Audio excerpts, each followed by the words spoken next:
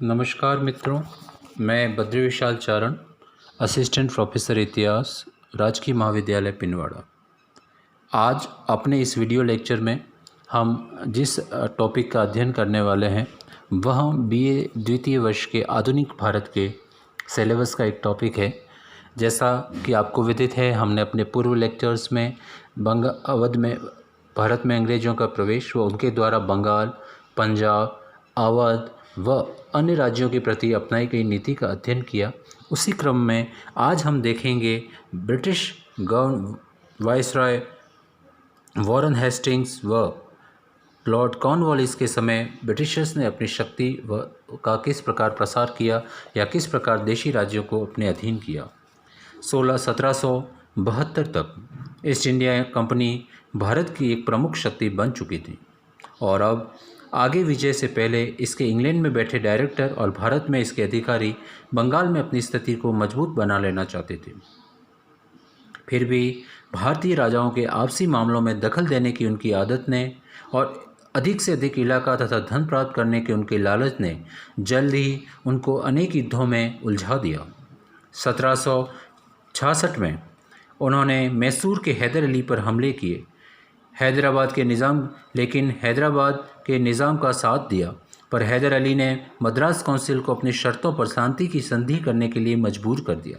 फिर 1775 में अंग्रेज़ों का मराठों से टकराव हुआ तथा मराठाओं के शासन के लिए एक बड़ा संघर्ष चला, जिसमें हैदर अली पर हमले पर हैदर अली ने फिर 1775 में अंग्रेज़ों का मराठों से टकराव हुआ तथा मराठों के शासन के लिए एक बड़ा संघर्ष चल रहा था, जिसमें बालक पेशवा माधवराव द्वितीय के समर्थक नाना फडणवीस के नेतृत्व में एक और थे तो दूसरे रघुनाथ राव के समर्थक दूसरी ओर थे। बम्बई के ब्रिटिश अधिकारियों ने रघुनाथ राव की ओर से हस्तक्षेप का निश्चय किया।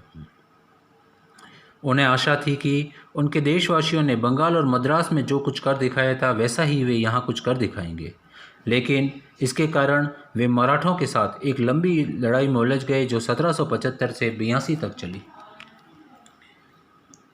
यह भारत में ब्रिटिश शक्ति के लिए बहुत अशुभ घड़ी थी। सभी मराठे सरदार पेशवा और उनके प्रधानमंत्री नाना फडणवीस की ओर से एक हो गए। दक्षिण भारत के शासक अपने बीच अंग्रेज़ों की उपस्थिति से बहुत दिनों से चिढ़े हुए थे और इस घड़ी का फ़ायदा उठाकर हैदर अली और निज़ाम ने कंपनी के खिलाफ युद्ध छेड़ दिया। इस तरह अब अंग्रेज़ों और मराठों, मैसूर और हैदराबाद के शक्तिशाली गठजोड़ का सामना करना पड़ा था। इसके अलावा 1776 में अमेरिका की जनता ने विद्रोह कर दिया और इस लड़ाई में अंग्रेज़ों को हार पर हार हो रही थी। फ्रांसीसी अपने पुराने प्रतिद्वंदियों की इन कठिनाइयों का फ़ायदा उठाना चाहते थे और उनका भी मुकाबला अंग्रेज़ों को करना पड़ रहा था। इस प्रकार हम देखते हैं कि एक साथ अंग्रेज़ों को मराठों से, निज़ाम से, हैदराबाद, मैसूर से, साथ ही अंतर्राष्ट्रीय स्तर पर अपने उपनिवेश अमेरिका में जनता के विद्रोह का भी सामना करना पड़ रहा था। इस प्रकार कंपनी अपने सबसे मुश्किल दौर में पहुंच चुकी थी। पर भारत में इस समय अंग्रेज़ों का नेतृत्व जोशीला और अनुभवी गवर्नर जनरल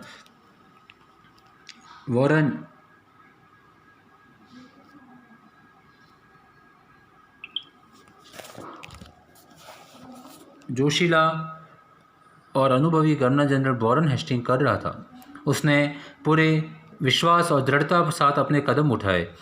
युद्ध में जीत किसी पक्ष की नहीं हुई और युद्ध थम सा गया।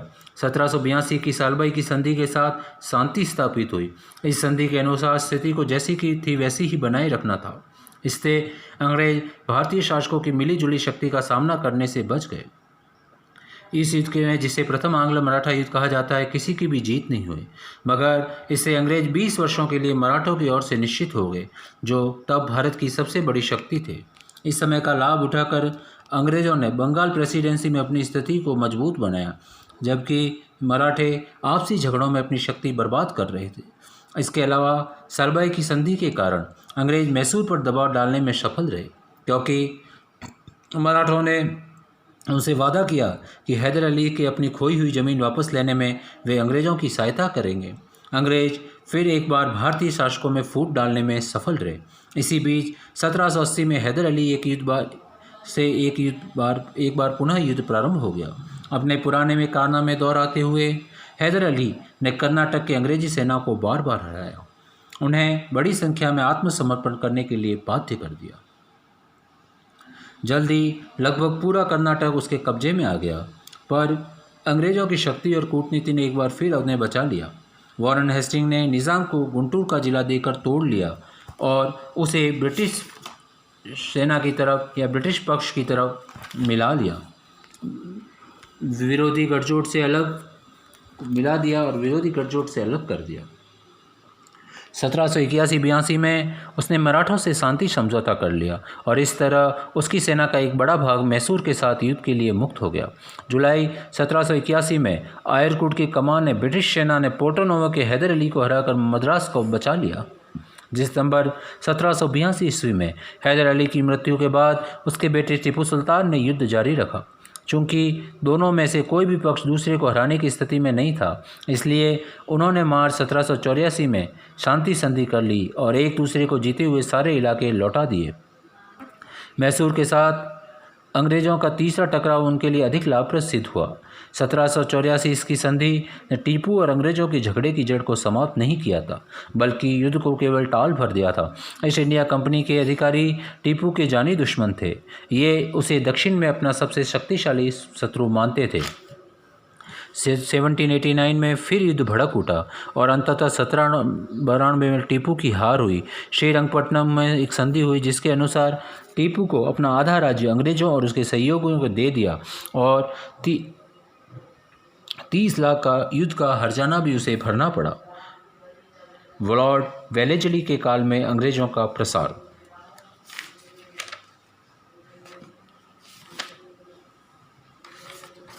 भारत में ब्रिटिश शासन का दूसरा बड़ा प्रसार लॉर्ड वेलेस्ली 1798 से 1805 के काल में हुआ।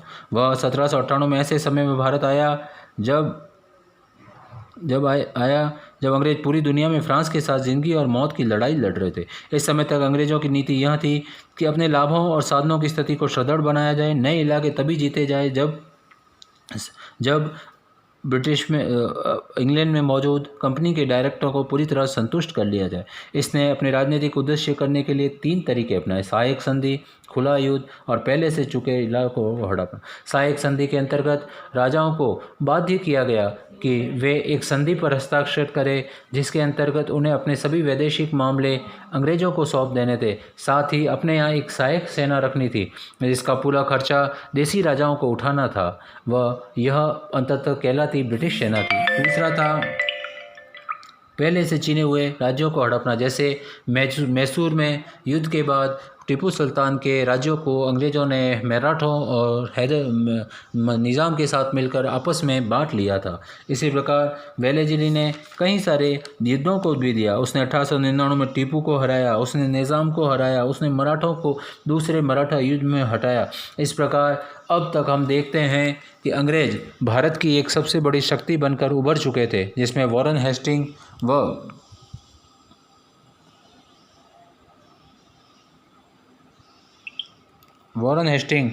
लॉर्ड वेलेस्ली जैसे योग्य गवर्नर का साथ ही भारतीयों की आपसी फूट, अंग्रेज़ों द्वारा अपनाई गई कूटनीति, सेना पर उनके द्वारा भारतीय राजाओं द्वारा ध्यान नहीं दिया जाना, सहायक संधि, गोद निषेध, साथ ही सहायक संधि, राज्यों को जीते हुए राज्यों के क्षेत्रों को हड़पना आदि ऐसी तरीके थे जिसके चलते अब भारत में ईस्ट इंडिया कंपनी निर्विवाद रूप से सबसे बड़ी शक्ति बन के उभर चुकी थी।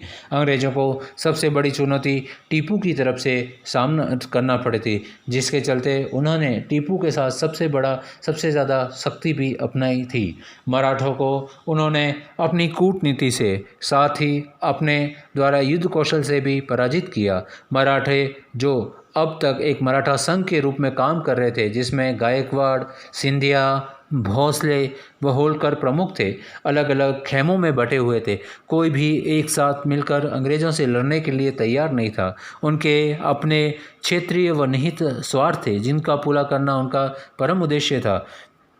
इस प्रकार हम देखते हैं कि वॉरेन हेस्टिंग व लॉर्ड वेलेस्ली ने किस प्रकार अंग्रेज़ों को एक निर्वाध रूप से सबसे बड़ी शक्ति बनकर उभार दिया था, जिसमें इनकी कूटनीति के साथ साथ इनके युद्ध कौशल का भी महत्वपूर्ण भूमिका थी। धन्यवाद।